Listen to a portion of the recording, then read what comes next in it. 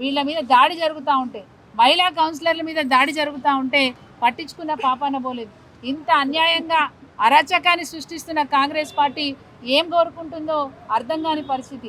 మహిళా రిజర్వేషన్ వచ్చినా, మాకు మహిళలకు అవకాశాలు వస్తున్నా మరి మమ్మల్ని ముందర పడనీయకుండా మానసికంగా మమ్మల్ని క్షోభ పెడుతూ అబ్యూజింగ్ అనేది ఎట్టి పరిస్థితుల్లో కూడా సహించరాని చర్య. ఒక కామన్ మ్యాన్కి అంటే ఒక సాధారణ మహిళకు కూడా ప్రొటెక్షన్ లేదా?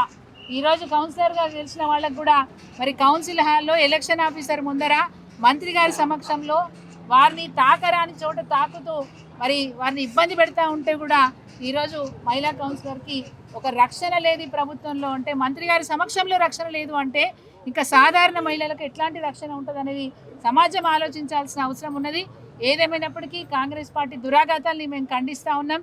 అందుకే ఈరోజు మహిళా కమిషన్కు మేము మహిళా నాయకురాలు మా బృందం బీఆర్ఎస్ పార్టీ తరఫున మరి వేడుకోవడానికి వచ్చినాం. మా మహిళా కౌన్సిలర్కి ఎన్నిక కూడా వాయిదా వేసినారు, కుట్రపూరితంగా ఎన్నిక వాయిదా వేసినారు.